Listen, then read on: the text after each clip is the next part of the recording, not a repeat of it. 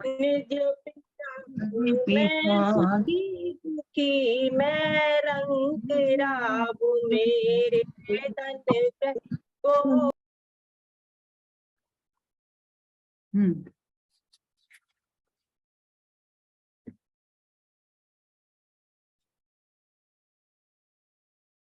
ग्रहित मिथ्या चारित्र का लक्षण, पेज नंबर 45, गाथा नंबर 14।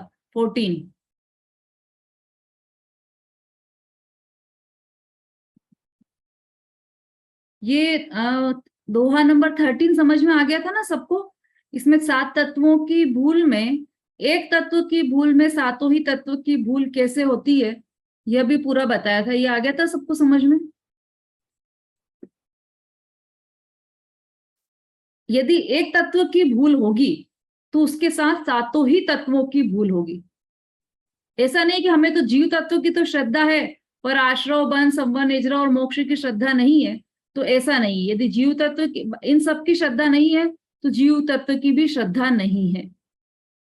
और यदि एक तत्व भी यथार्थ समझ लिया, इसका मतलब कि सातों ही तत्वों की यथार्थ श्रद्धा हो गई। ये हमने ग्रहित मिथ्या ज्ञान के लक्षण में देखा कि यहाँ पर एक तत्व की भूल है, इसका मतलब सातों तत्वों की भूल है। किसमें?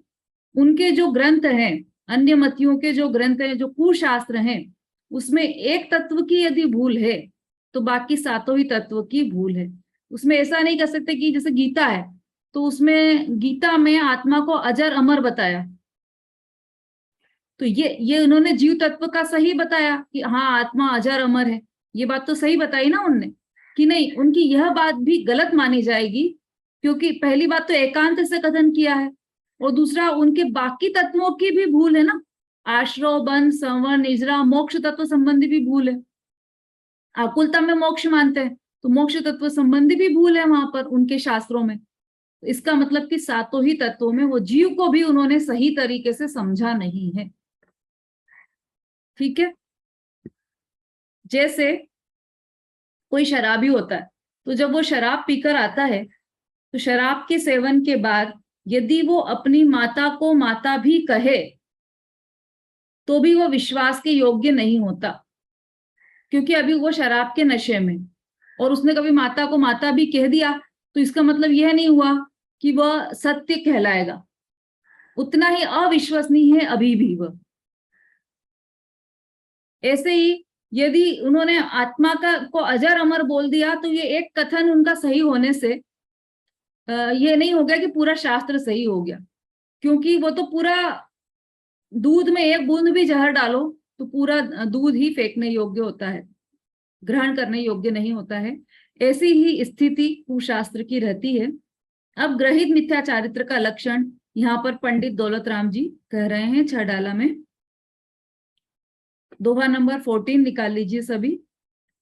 ग्रहित मिथ्या चारित्र का लक्षण, जो ख्याति लाभ पूजाधि चाह धरि करन विविध विध देह दाह आत्म अनात्म के ज्ञानहीन जे जे करनी तन करन छीन। सबसे पहले इसका शब्दार्थ देख लेते हैं।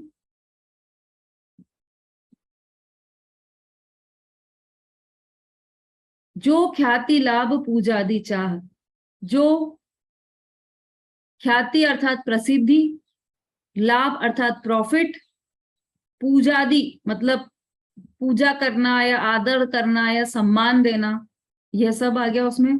पूजादि की चाह, आदर करवाने की चाह, इच्छा होना।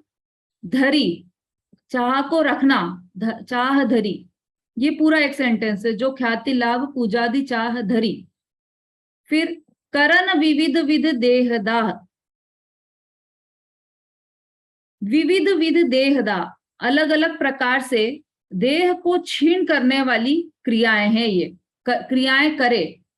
जो ख्याति लाभ पूजादि चाह धरी करन विविध, इनकी इच्छा करके विभिन्न रूपों से देहदाह मतलब देह को क्रश करना, काय क्लेश करना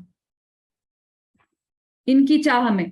और आत्म अनात्म के ज्ञानहीन, आत्मा और आत्मा के अतिरिक्त जो भी चीजें हैं उन सबके ज्ञान से रहित होकर जो जो करनी तन करन छीन।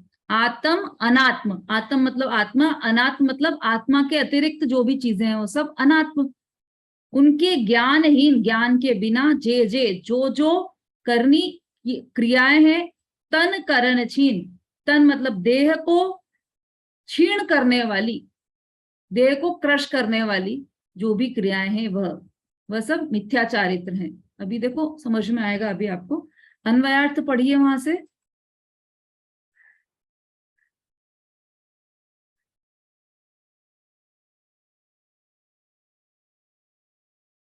हाँ विशु जी पढ़िए।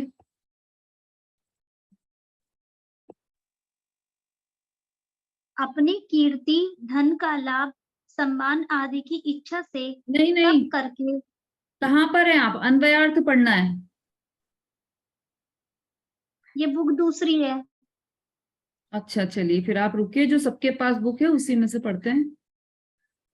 हाँ संगीता जी पढ़ी।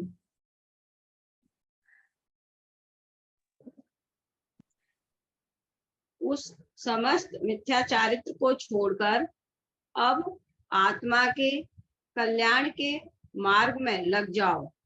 जग जाल, संसार रूपी जाल में भ्रमण को अर्थात भटकना छोड़ दो। दौलत राम जी कहते हैं कि हे दौलत राम, अपने आत्मा में अब भली भांति लीन हो जाओ। अरे एक मिनट, आप कहाँ पर पढ़ रहे हो? इसी का अच्छा, इसमें तो अन्वयार्थ है ही नहीं दीदी, भावार्थ है। चलिए और किसी से बोलते हैं। मंजू जी।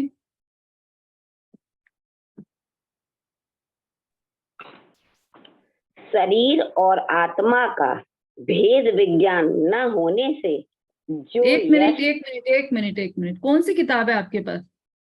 हमारे पास तो ये है दीदी। इसमें आप कहाँ पर पढ़ रहे हो? 14वां वर्ड पढ़ रहे हैं दीदी। अरे तो अन्वयार्थ पढ़िए ना, भावार्थ नहीं पढ़ना है, अन्वयार्थ पढ़ना है। अन्वयार्थ तो नहीं है ना इसमें। ऐसा कैसे हो शब्दार्थ सकता है। है? जो अन्वयार्थ तो है ही। हाँ ये पढ़िए। जो ख्याति, प्रसिद्ध, लाभ तथा पूज आदि, मान्यता और आदर सम्मान आदि की चाह धरी इच्छा करके देहदाह शरीर को कष्ट देने वाली। अरे म्यूट हो गया है इनका। नहीं, अरे एक मिनट, समता भाभी कहाँ है भाई? समता भाभी पढ़िए आप। जो प्रसिद्ध, लाभ तथा मान्यता और आदर सम्मान आदि की इच्छा करके शरीर को कष्ट देने वाली आत्मा और पर वस्तु के वेद विज्ञान से रहित शरीर को छीड़ करने वाली अनेक प्रकार की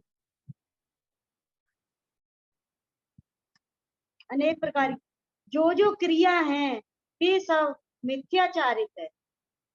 हाँ ठीक है, बहुत अच्छा। देखो ये शुरू से क्लास इन्होंने अटेंड की ना, तो इन्हें पता है कि इसको पढ़ने की विधि क्या है। आप लोग जो नए आए हैं वो भी समझ लीजिए, अन्वयार्थ जब भी पढ़ना होता है तो इसमें जो गोल ब्रैकेट में है वो नहीं पढ़ना होता है, और जो स्क्वायर ब्रैकेट बना हुआ होता है वह पढ़ना होता है। जो स्क्वायर ब्रैकेट बना होता है वो दो सेंटेंस को लिंक करने के लिए बनाया गया है, और जो गोल ब्रैकेट है वह मूल छंद है। तो मूल छंद को तो हम पहले ही पढ़ चुके हैं, तो उसको वापस पढ़ने की आवश्यकता नहीं है।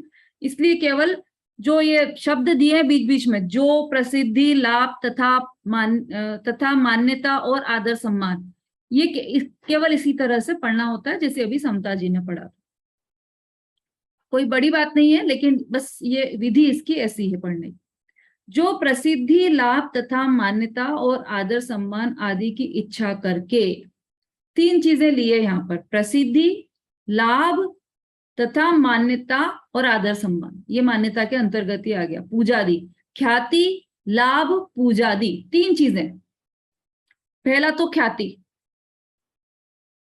हाँ, पहले तो ये समझे कि क्यों क्यों लिए ये तीन शब्द, कि इनकी चाह करके, चाह धरी, इनकी चाह करके शरीर को कष्ट देने वाली जो क्रियाएं करते हैं वो लोग। तो पहले तो ख्याति के लिए, प्रसिद्धि पाने के लिए, कि मैं ऐसा कर लूंगा तो मेरी बहुत प्रसिद्धि हो जाएगी, मेरा Guinness book of world record में नाम आ जाएगा। यदि मैंने 1 महीने का उपवास कर लिया, निर्जला उपवास कर लिया, तो मेरा वर्ल्ड रिकॉर्ड बन जाएगा। इस तरह से ख्याति की इच्छा करना। दूसरा, लाभ की इच्छा करना। अब लाभ कैसे?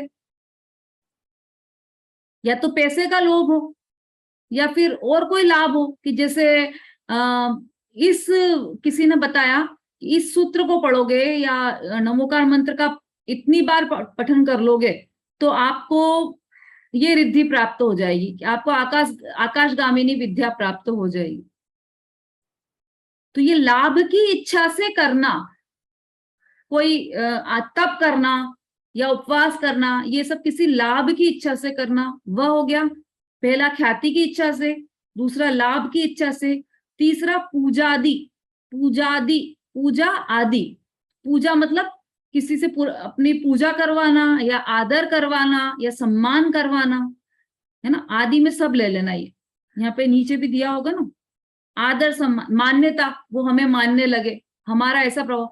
यदि हमने 10 दिन भी ये कार्य कर लिया तो हमारी इतनी वाहवाही होगी, हमारा ऐसा प्रभाव होगा, सब हमारी बात मानने लग जाएंगे।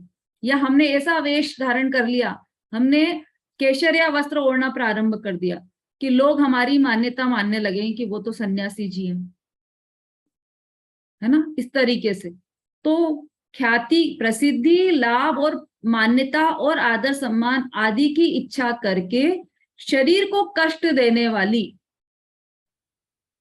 शरीर जिससे क्रश हो रहा है, जो मुनिराज काय क्लेश करते हैं ना, उस काय क्लेश का क्या अर्थ होता है? कि वह जो काय क्लेश का अर्थ है काया को क्रश करना प्लस कषाय को पतला करना। काया को भी पतला करते हैं वो, और कषाय को भी पतला करते हैं। तो कषाय पतला करते हैं और बाहर में वो काया क्रश होती हुई दिखाई देती है। और यहां पर क्या हो रहा है कि यहाँ पर काया तो क्रश होती हुई दिखाई दे रही है, लेकिन अंदर में क्या चल रहा है? अंदर में इच्छा चल रही है, कैसी? ख्याति की, प्रभाव की इच्छा चल रही है। कुछ लाभ हो जाए मुझे, ऐसी इच्छा चल रही है। लोग मेरा आदर सत्कार करने लगे, ऐसी इच्छा चल रही है। अपोजिट हो गया ना, मुनिराज से बिल्कुल अपोजिट हो गया। वहां कषाय को पतला किया था और यहाँ पर कषाय को बढ़ाना, कषाय को पुष्ट किया जा रहा है। किसके द्वारा? काय क्लेश के द्वारा। शरीर को कष्ट देने वाली आत्मा और पर वस्तुओं के भेद ज्ञान से रहित, ये है मूल बात। तो यहाँ पर आत्म अनात्म के ज्ञानहीन, आत्मा और पर वस्तुओं के भेद ज्ञान से रहित, है ना। जो हमने अग्रहित मिथ्या दर्शन में स्वरूप समझा था ना, 7 तत्वों की विपरीत श्रद्धा, ये समझा था हमने कि क्या होती है, 7 तत्व क्या होते हैं और उनकी विपरीत जानकारी या विपरीत श्रद्धा क्या होती है। वही बात यहाँ पर है, आत्मा और पर वस्तुओं के भेद ज्ञान से रहित। अब पर वस्तुओं में मुख्य रूप से शरीर लिया जाता है। पर वस्तुओं में आत्मा और शरीर का भेद ज्ञान नहीं होता मुख्य रूप से, लेकिन उसके अंतर्गत सब कुछ आ गया। जिसे आत्मा का ज्ञान नहीं है तो उसे शरीर का भी ज्ञान नहीं है, क्योंकि वो शरीर को ही आत्मा मान रहा है। जिसे आत्मा का ज्ञान नहीं है उसे आश्रव, बंध, संवर, निर्जरा, इनका भी ज्ञान नहीं। और वो क्या कर रहा है कि शुभ भाव और अशुभ भाव तो बुरे और शुभ भाव भले, ऐसी मान्यता रखता है। तो उसे आश्रव का और बंध का भी ज्ञान नहीं है। तो आत्मा और पर वस्तुओं के भेद ज्ञान से रहित